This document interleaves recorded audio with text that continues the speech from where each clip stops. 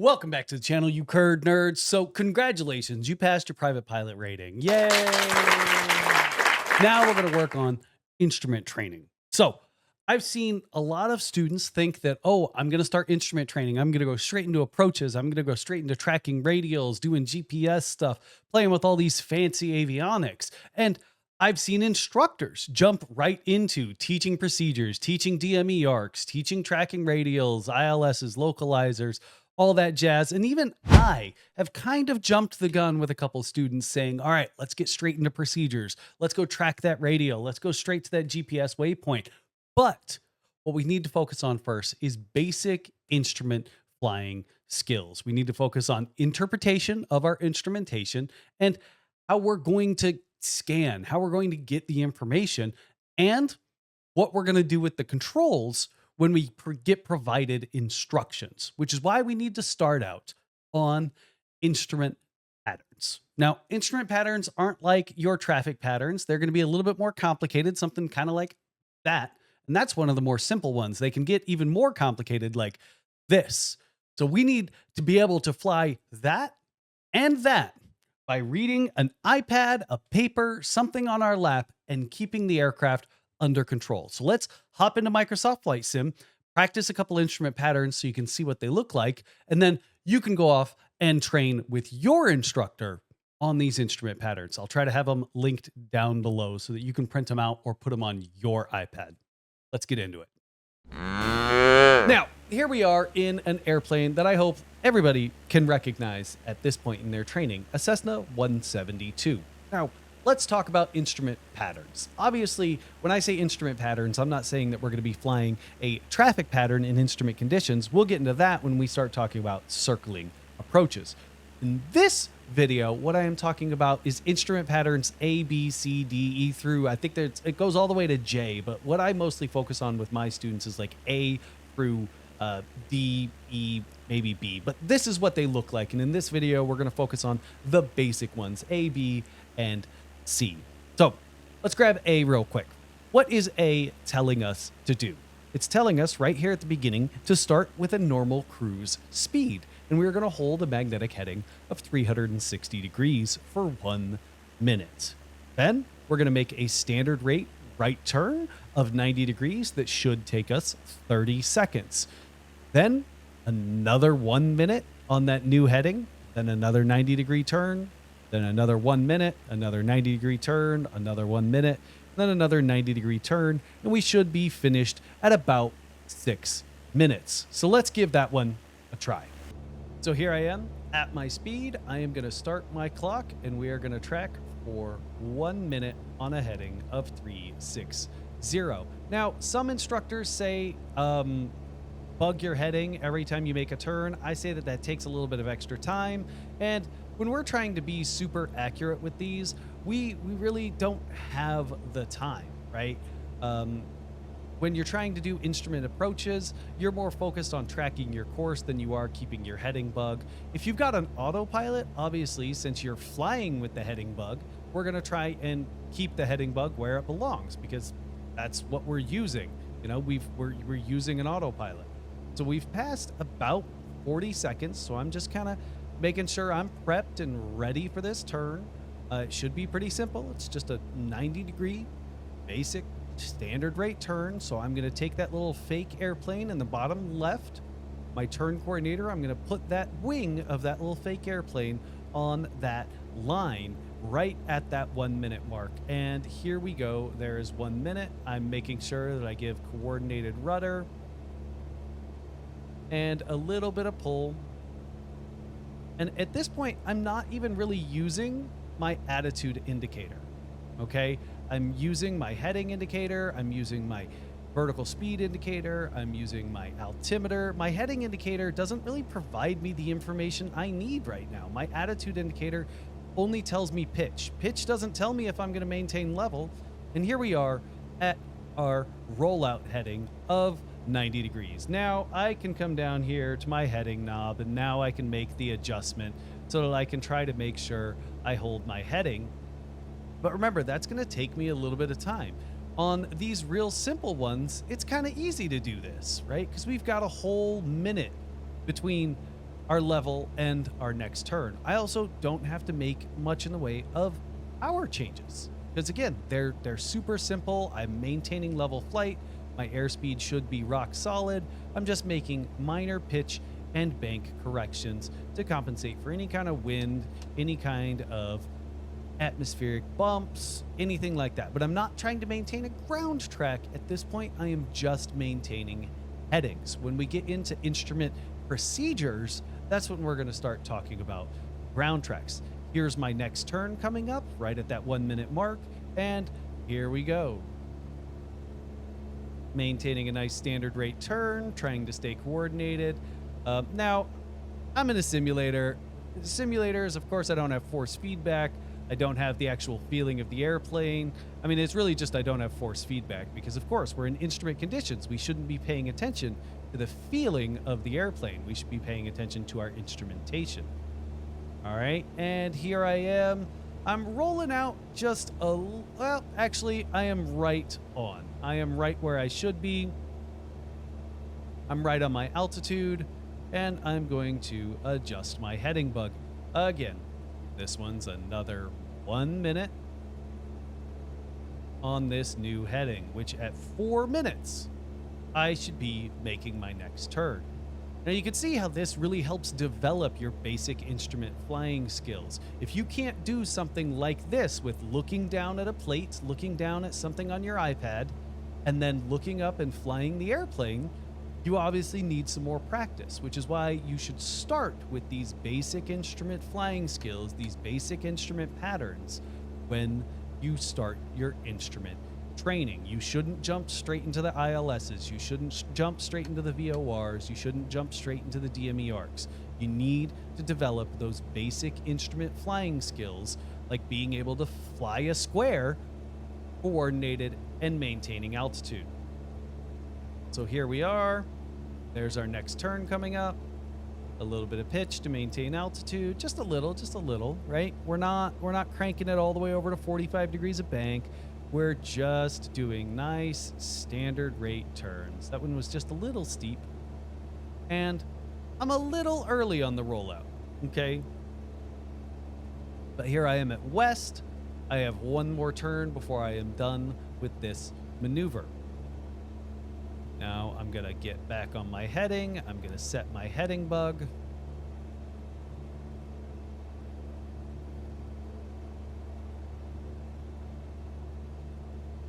Now, don't feel bad if you're going through your flight training and you have to do pattern A every time, every lesson for like 10 hours. Don't be disappointed in yourself. We need to develop these basic instrument flying skills so that you can go out and be a safe instrument pilot, especially if you plan on doing this in a 6-pack, right?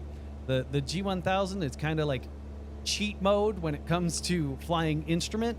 And if you happen to be lucky enough to have a Cessna 172 with a G1000 for training, good on you. But a lot of people can't really afford, that expensive of an avionics package. So a 6-pack or even like 2 G5s is very common out there. So here's our last turn. We're going back to our heading of north. A little bit of back pressure, maybe just a smidgen of power to help maintain our speed.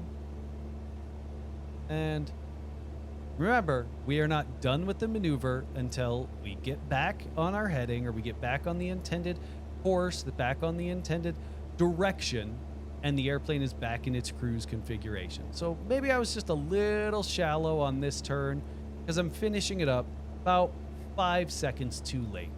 I'd say that this performance would be adequate for flight training, and we'd be able to move on to pattern B. So let's go ahead and pull up pattern B and take a look at it.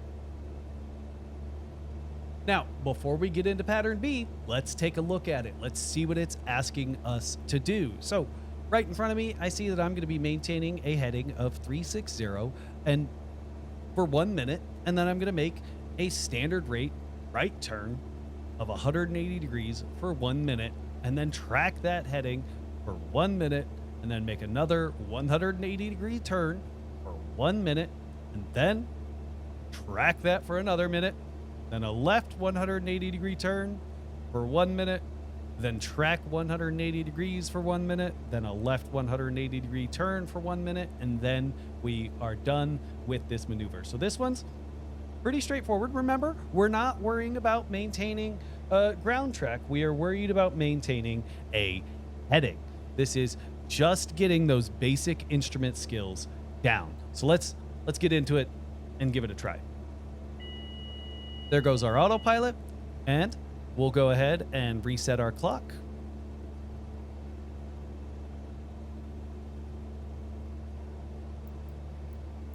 And time has started. Now, this is pretty straightforward, right? We're maintaining a heading. I'm using my heading indicator to let me know if my bank is where it should be. I'm not paying attention to my attitude indicator. Remember, if I'm using my primary supporting method of basic instrument skills, I am using a primary instrument for heading that's not my attitude indicator, because the attitude indicator is the most complex one, so it's most likely to fail. And I'm using my altimeter as my primary altitude instrument, or my primary pitch instrument. Do I need more pitch? Do I need less pitch? I'm using my airspeed indicator as my primary power instrument, right? If my power starts to go down, then if my airspeed starts to go down, I need more power. If my airspeed starts to go up, I need less power. And I'm using my little trim wheel on the yoke, or my trim buttons on the yoke, and there's my 1 minute. So we are going to start a standard rate turn. Using my turn coordinator, I need a little bit of back pressure, and I'm trying to maintain that nice standard rate turn the entire way around. I don't want to go too steep or too shallow, or else I'm going to end up off of my time. Now, you might be wondering, well, how is this going to help me with instrument flying? Once you get these skills down, you're not going to have to think about these skills as you're doing an ILS, as you're holding, right? This is simulating a holding pattern. If I can't maintain an appropriate airspeed, like I'm struggling to right now, I'm not going to be able to maintain my hold. I'm not going to be able to be at my holding point at the right time. ATC is going to be a little confused about what my plan is. I could end up losing my arrival slot. There's a whole slew of things. I could end up losing situational awareness. So I'm a little behind.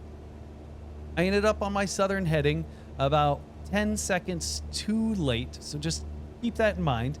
I was a little shallow on that turn, but I'm going to track outbound again for 1 minute. Using my trim to adjust as I need. Remember, we're not trying to fly with the trim, but we're making adjustments. We're relieving control pressures with the trim, just like we did in private pilot. It doesn't change when you get to instrument. What you might be noticing is we're being a whole lot more accurate. We're being a whole lot more kind of nitty gritty, fine tooth comb when it comes to being where I want to be. I'm 50 feet high, and I'm trying to make small adjustments to correct that 50 feet high. I'm using my vertical speed indicator to try and make sure I can correct that. Now, here's my next turn. Use a little bit of coordinated rudder. Too steep on that turn. There we go. That's better. Awesome. And we're maintaining speed. We're maintaining altitude. We're right at a standard rate turn. We should finish this standard rate turn right where we belong. I'm about halfway through the turn, 30 seconds into it. Perfect. I'm trying to make smaller corrections on the pitch so I don't end up with those huge variations. Remember, we are still looking for smoothness. If I'm yanking and banking but still on track, that's not really what I want. Because remember, we're trying to get to a point where we can fly with passengers. Do you really think if you're flying with your grandma, your girlfriend, your boyfriend, what have you, that they want to be up here while you're yanking and banking, just trying to maintain a standard rate turn, just trying to maintain altitude? Obviously not. Now we're back on our heading of 360, and we're going to wait 1 more minute, and then we're going to make a left turn. Now I'll try to speed up through this next one. I think we kind of all understand how to make a left turn, but Remember, since you are at kind of a higher power setting, you've got all those left turning tendencies, so you might not need as much rudder leading into the turn as you did going to the right. We're at about 2200 RPM, and I know that's not that high of a power setting, but just keep in mind those left turning tendencies are still at play.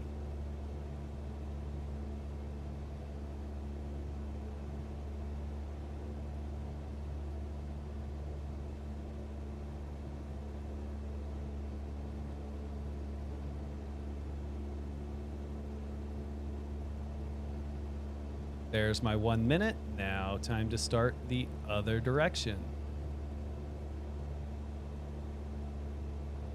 A little bit of back pressure.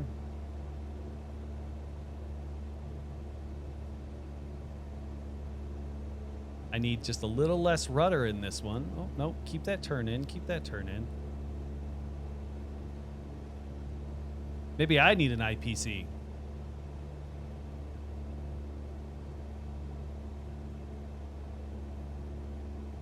An IPC is an instrument proficiency check. Sorry.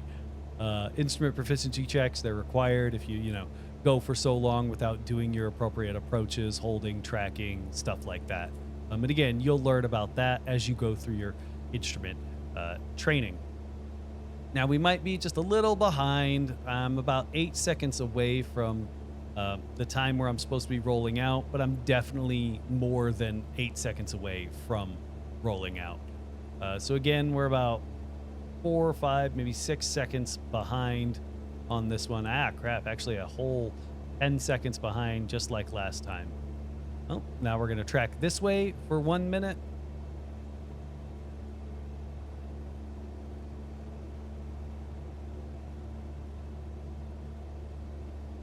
So these ones have been fairly simple patterns, but when we get into pattern C, you'll see that they get just a little bit more complex, but we've been maintaining airspeed, we've been maintaining our altitude the entire time during these patterns, and pattern C is no different. The only difference with pattern C is there's a couple more complex turns, and you're maintaining 5 degrees off from your cardinal headings as opposed to directly on your cardinal headings. It just makes it a little bit more complicated. It's not that gruesome. And I'll have pattern C pulled up right here. We'll get into one of the more complex ones next, where we're changing our altitude, changing our airspeed, making adjustments as we go along, because that's really what we're trying to simulate is instrument procedures, but we're doing it outside of the instrument procedure. We're doing it with the chance to make mistakes as opposed to trying to accomplish it on an ILS or a VOR or whatnot.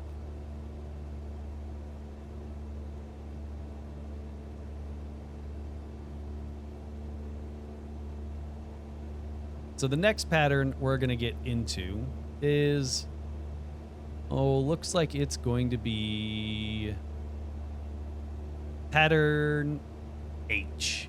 Pattern H, we're going to start at a normal cruise speed. We're going to go to slow cruise. Then we're going to change our headings. I lost my turn.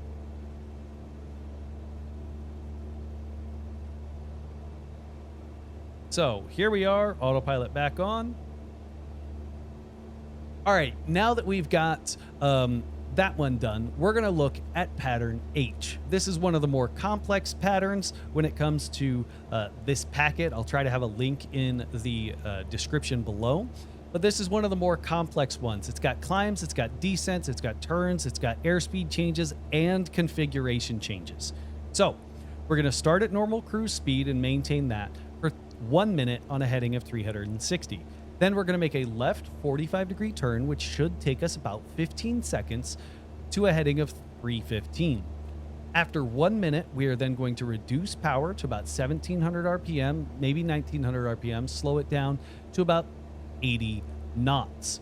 While we're doing that, we're going to be making a 180-degree right turn to a heading of 315, and we are going to maintain that heading for 30 seconds. Then we're going to make a right 45-degree turn for 15 seconds to a heading of 180. We are going to then track that for 2 minutes, maintaining that 80 knots, maintaining that new speed. Then we're going to make a right 30-degree turn, which should take us roughly 10 seconds, to a heading of 215. And we will hold that for 45 seconds. After that, we're going to change back to our normal cruise speed while making a left 220-degree turn to a heading of 360. We are going to hold that 95 knots and 360 for 2 minutes, and then we are going to change back to 80 knots in a 180-degree turn to the right. We'll get our before landing checks done, which is like turning on fuel pumps, getting our landing lights on, making sure that the airplane's make sure that the airplane's set up to land, not necessarily configured to land. Then we're going to track a heading of 180 for 2 minutes. After that, we will descend at 500 feet per minute for 500 feet while making a right turn of 180 degrees to a heading of 360. Once we roll out on that heading, we will level off and reduce to our final approach speed of 70 knots. We will then start adopting our approach configuration. In a Cessna 172, I like having 2 notches of flaps down during our approach configuration, and then we will continue our descent at 500 feet per minute at 70 knots for 1 minute and 20 seconds, and then we will go around. When we go around, we were going to send the power up to full, climb out at VY or VX as appropriate, and start retracting flaps as long as we have arrested our descent and we have a positive rate. So you see how these can get pretty complicated. Let's see if I can actually accomplish it. So, autopilot's coming off. We are going to reset our clock and track a heading of 360 for 1 minute, maintaining 3,500 feet. I'm a little fast, so let's reduce some power. I've got a small descent coming, so maybe I really just needed to correct that descent. Let's get that power back in. Now, I'm still glancing down at this plate, making sure I'm prepped for the next turn. I know what's coming up next. So I've got about 25 seconds before my turn, which is 45 degrees to the left. So I'm going to turn to where that 45-degree marker is over on my left, or I'm going to put my heading bug 45 degrees to my right when I make this left turn. So you see how I don't necessarily have to adjust my heading bug? If you're in the airplane and you can adjust your heading bug quickly, sure, go for it. But remember, fly the airplane first. So there's my 1 minute mark. I'm going to make my 45-degree turn to the left, trying to maintain altitude. Then once my heading bug is at that 45-degree mark, I'm going to level my wings. So here I am, level. I'm going to maintain this for about 1 minute, which should be, I was a little late on my turn. So you can see I'm getting behind. I'm getting just a little bit behind. So I'm looking for 2 minutes and 15 seconds. And that's going to be when I slow my aircraft down to 80. And then I'm going to make a right 180-degree turn to a heading of 135. So I feel like I've caught up to the airplane a little bit. I'm not as concerned about being behind, but you see how quickly this stuff can kind of get out of hand, can kind of get out of control. All right. So I'm coming up on my 1 minute and 15 seconds. There it is. Now I'm going to make a right turn to a heading of 135, standard rate, and slowing my airplane down. So as I slow my airplane down, I'm going to need to add some back pressure, maybe even some trim. Too much pitch. Not enough power. All right. We're good. We're good. There we go. Let's add a little bit of trim to relieve this control pressure. Maybe just a smidgen of power. And more bank. This turn should take us 1 minute, so we should be rolling out on our 135 heading at 3 minutes and 15 seconds. I am way behind, but we'll try to catch up. We're not gonna like crank it on over to 45 degrees because that's how we end up in a graveyard spiral, but we can try to catch up a little bit. I have just a little too much power in. There goes my 3 minutes and 15 seconds. And here we are on our heading of 1E5. I am now going to track this for 30 seconds. So at 45-second mark, I'm going to start another 45-degree turn to a heading of 180. So this is my opportunity to kind of catch up. So there's my 45-second mark. I just need to make a standard rate turn over to south. And once I get on that, I should be nice and caught up. Here we are at 80 knots. Now we're going to track this for 2 minutes. Oh, this gives us a little opportunity to breathe, make sure that we're still good, make any small trim adjustments or power adjustments we need. And once we're done with this 2-minute track, what we're going to do is we're going to make a right heading turn to a heading of 210 degrees, and we're going to hold that for 45 seconds.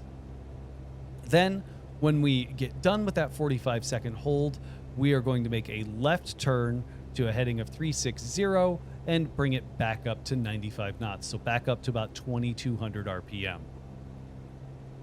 And there's 1 minute.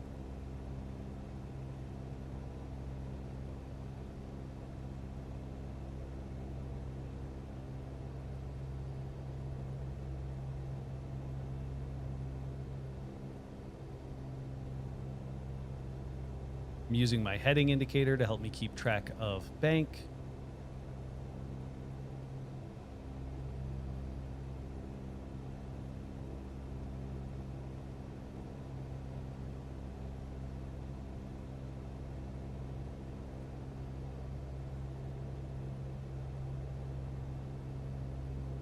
All right, 30 seconds before my next turn.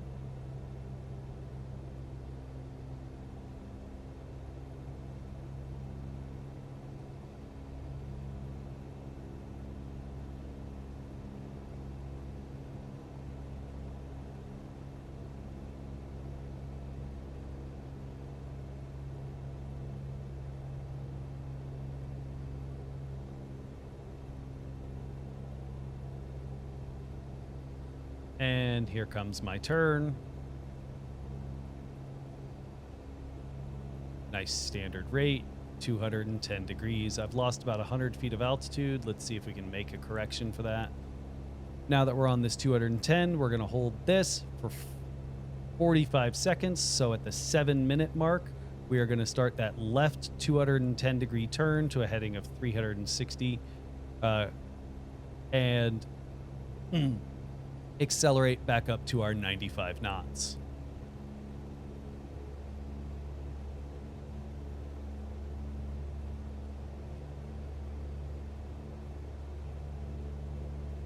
Again, making any kind of power adjustments as necessary, trying to maintain altitude, make sure my pitch is set, or correction, my trim is set.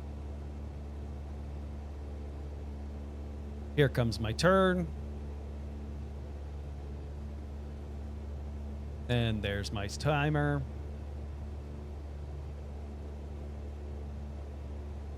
Maybe a little bit of trim, add some power, accelerate back up to our 95 knots. Don't let the airplane climb.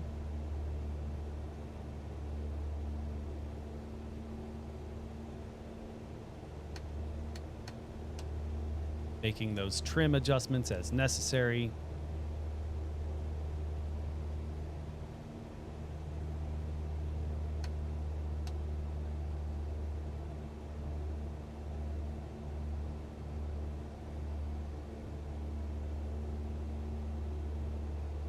And there we go, roughly about 95 knots, maybe just a smidgen more of power. We're just a little high on our altitude.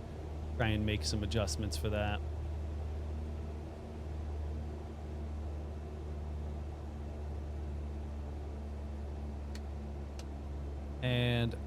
Here we are on our heading of 360. Just a smidge high and maybe a little late.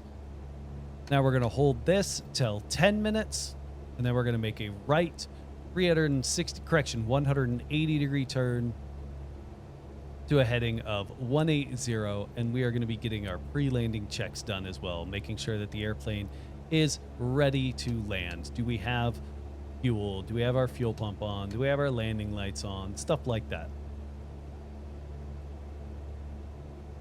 Now this is the last one, the last kind of instrument pattern you'll do before you start getting into actual instrument procedures, because as you can tell, this one's really starting to simulate an instrument procedure, a pretty complex one with a procedure turn, a teardrop turn, another 180-degree turn, or a turn and hold to line you back up for the approach. It's a lot. It's a lot.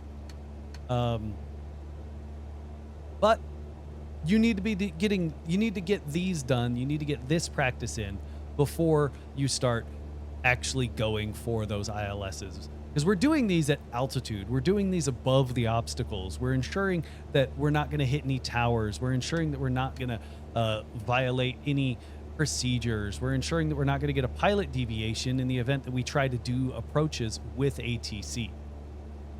Right? That's really why we're getting this practice done, so that you are ready to read an approach plate and do an approach. And after we finish hotel, we'll do an ILS into India Whiskey. Well, we'll do an ILS into Green Bay, actually. GRB. Now, here's my 10 minutes. I'm going to make a right 180-degree turn and slow the airplane down back to 80 knots. Too much bank.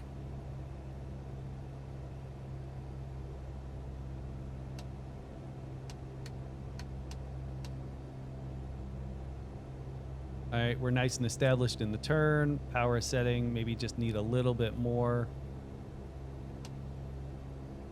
Using that trim to cancel out any control wheel pressures.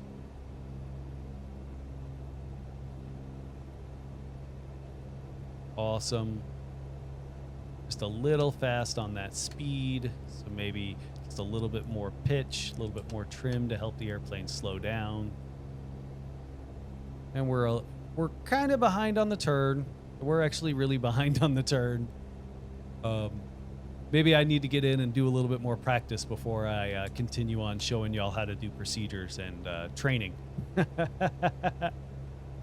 But here we are, about 6 or 7 seconds late on speed, on altitude. I'd like a little bit better out of my students.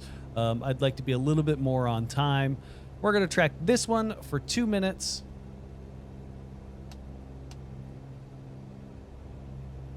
So right at around 13 minutes is when we are going to start that 500 foot per minute descent at 80 knots.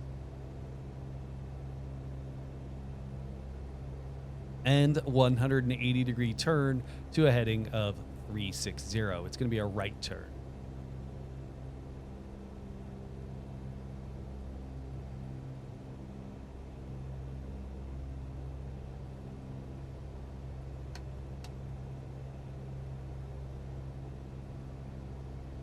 So 1 minute until my right turn.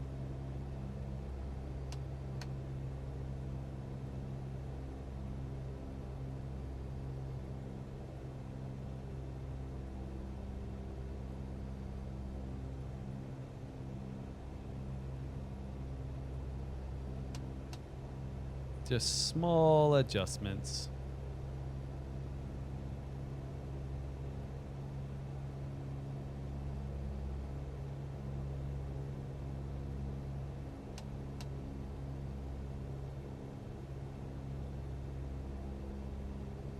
Another 20 seconds, and then we've got that right turn and that descent.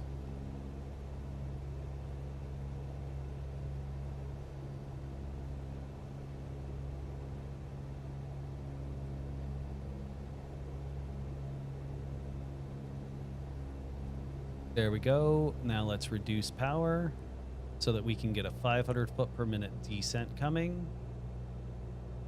Maybe too much on that power reduction. Ooh, ooh, ooh.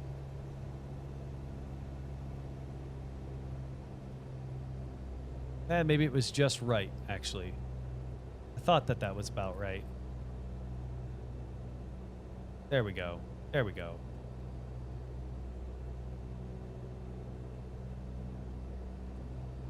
Maybe just a smidgen of trim.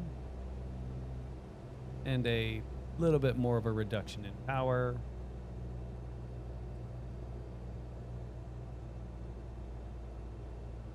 Awesome. Awesome. Little bit behind. Well, we're about halfway through our turn and halfway through our descent. Just a little bit behind on time. Again, I'd like a little bit better out of my students. To be honest, I'd like a little bit better out of myself.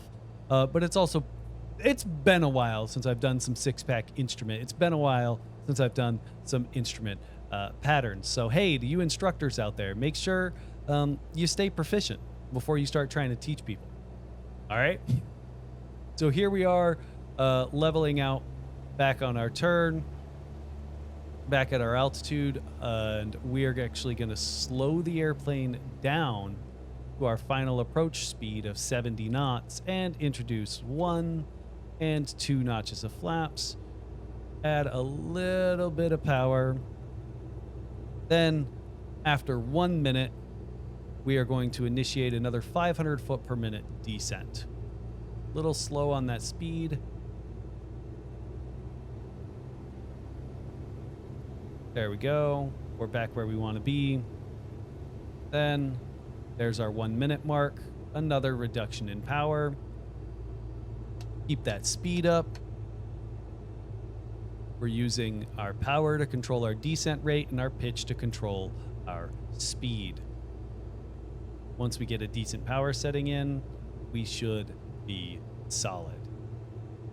And after 1 minute and 20 seconds, maintaining this heading, then we would initiate a missed approach where we go around, climb out at 74, and retract flaps as we see fit.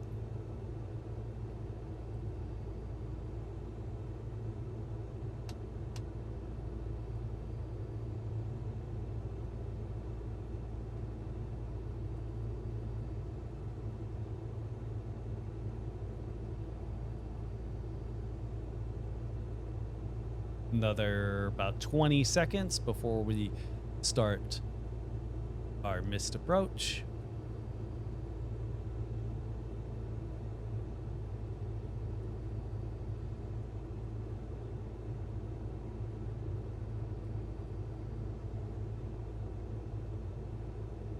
There's our missed approach. Smoothly add power. Initiate a climb, maintaining roughly 74 knots. We've got a positive rate. Our airspeed's solid. Bring up 1 notch. We've got a positive rate. Our airspeed's solid. Bring up the last. And I'm going to climb out at 80 knots. Because that's a nice cruise climb. Keeps the engine cool. Stuff like that, right? Don't forget your right rudder.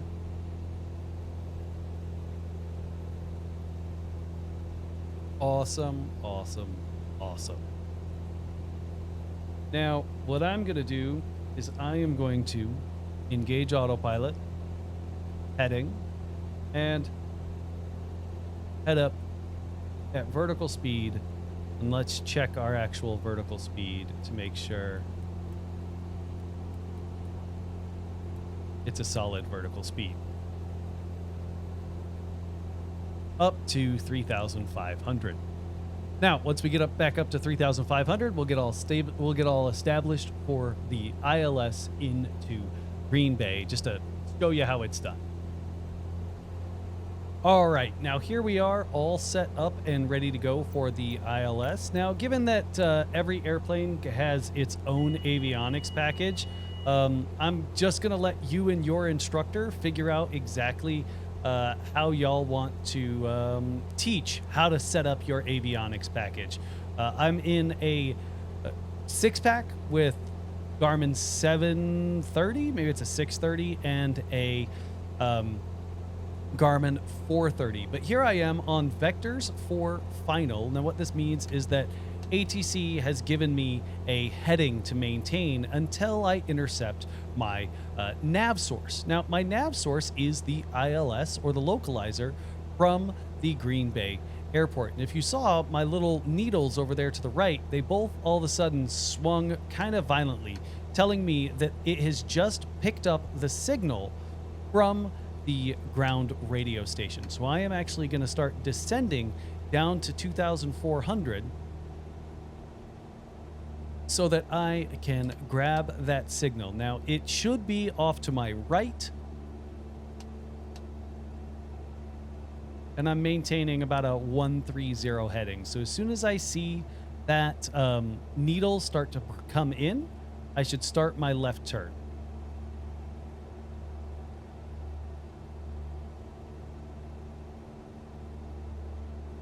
You can see it gets a little bit more complicated when you actually have to do an approach, right? I'm not just looking at looking at an instrument pattern. I'm looking at my needles. I'm looking at my plate. I'm looking at my 6-pack of instrumentation to make sure that I'm not going to stall, make sure I'm not going to crash, maintaining situational awareness. It's a little bit more complicated. So there comes my localizer needle. I'm just passing through 3,000. I need to be at 2,400 by FAMIS, or I'm just going to grab the glide slope if I hit the glide slope first. Now, depending on the aircraft, if you pass through the glide slope, if you end up catching the glide slope too early while you're too fast, it's going to be damn near impossible for you to slow down. So keep that in mind. Now, I probably should have started my turn just a little sooner, maybe a little steeper, but here we are. Now I'm going to slow the airplane down, make sure my mixture's full rich, set any carb heat as necessary. This airplane doesn't have carb heat, so I'm not too worried about that. And what I'm going to do is I'm going to bracket in. I'm going to go a little left of my intended heading, right? Until my localizer ends up on course, until those little needles off to the right end up centered up. Then I'm going to turn back to the appropriate heading. If it doesn't maintain it, if I end up getting blown to the right, I'm going to go left half as much, right? So I'm maintaining about a 070 heading right now, and it seems to be getting me on course. If it doesn't end up getting me on course, then I need to go wider. But I can see that needle swinging itself in, so I shouldn't be making any real adjustments. I blew through my intended altitudes. Let's correct that real quick. There we go, 2,400.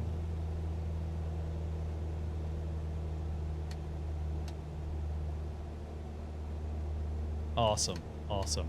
That's all locked in. I'm trying to get on my course, but remember, it's going to get more and more sensitive the closer and closer I get. I'm currently 6 miles from FAMIS, which is where I should intercept my glide slope, or my vertical component of my guidance. All right. Now it seems like as I go down, my wind seems to be getting stronger near the surface, so I might need to turn back to that 070 heading, and that might be what holds my localizer centered up. So I'm bracketing it in, trying to get on that localizer and keep it.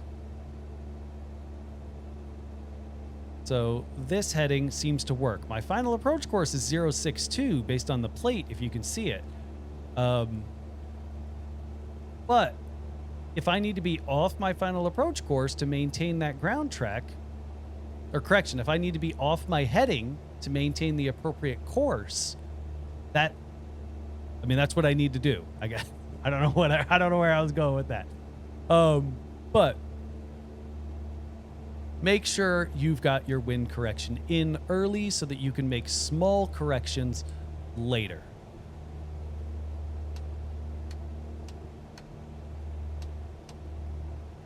Awesome, awesome. Now by glide slope intercept, I'm going to try to be slow enough to introduce 1 notch of flaps. Currently, I am slow enough for 1 notch of flaps in this airplane. I'm 3 miles from famous or famous, and pretty on course. I'm pretty much on course. I've kind of bracketed it in at this point that like around this heading should hold my localizer for me.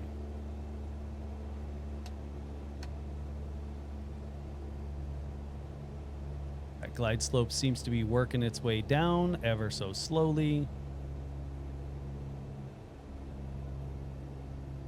I'm trying to maintain my altitude.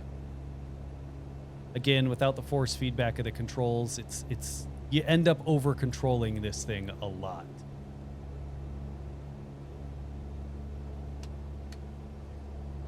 All right, glide slope's coming down. We're going to bring it back to about 1900 RPM or whatever RPM is required to maintain, roughly, if I'm looking at my plate correctly, looks like around 600 feet per minute, just with some rule of back of the napkin math. Actually, there was no napkin. That's entirely a guess.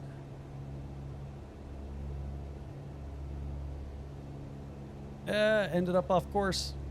Correcting.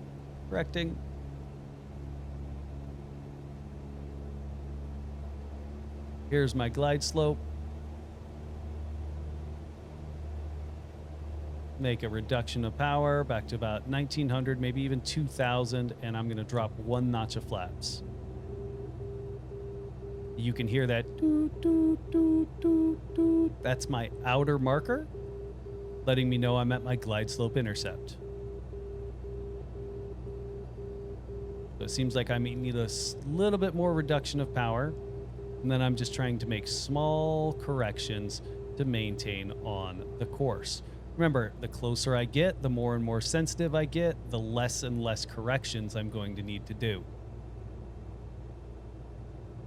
And I am trying to see the pavement. I'm trying to see lights. I'm trying to see the runway environment. I think I saw a little bit of pavement, maybe some street signs or something earlier.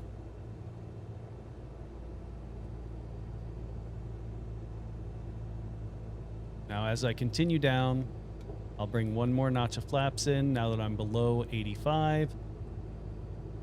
Keep that descent rate coming. I'm getting a little high on my glide slope and a little right of course.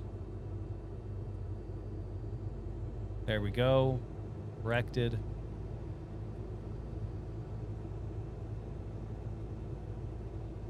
Seeing just a little bit of ground contact out the side of my window. I'm at a good approach speed. No runway environment in sight just yet. Going down to 1,200 feet is my minimum, so I'm really hoping that I break out. I didn't set the weather, so I'm just kind of guessing that my weather is going to be good enough for me to land. I'm currently about 500 to minimums. Little right, of course. You can see those smaller corrections are making bigger and bigger swings on those needles. So I don't want to try and chase those needles. I want to try and make those real small corrections to keep them on course.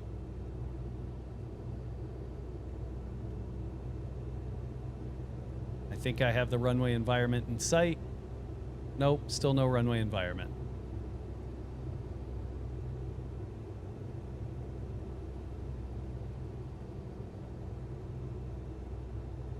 And rabbits in sight continuing.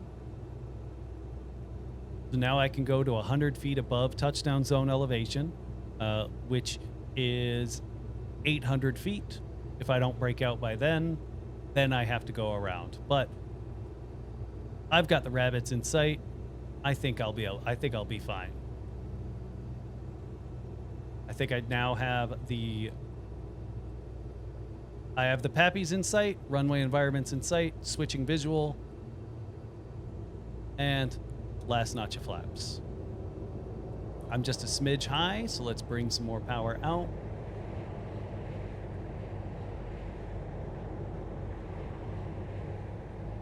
Awesome. Nice 65 knot approach speed.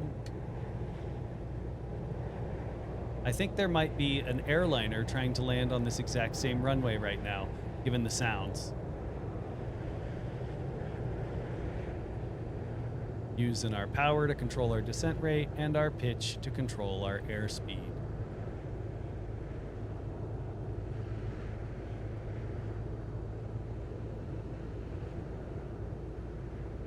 Now remember, this is a simulator. Don't judge my landings.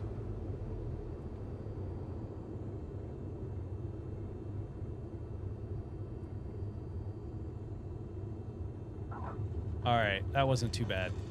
Get some brakes in, some aerodynamic braking, and we'll clear at the first available taxiway.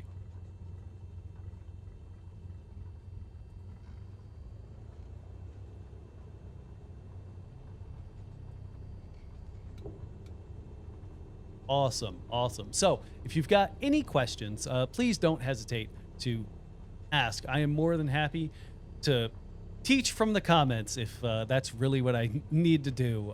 I enjoy teaching. I enjoy being an instructor. I can't wait to get my medical back so that I can go back to doing it full time in the actual airplane. But as always, if you've got questions, please leave them in the comments and keep it cheesy.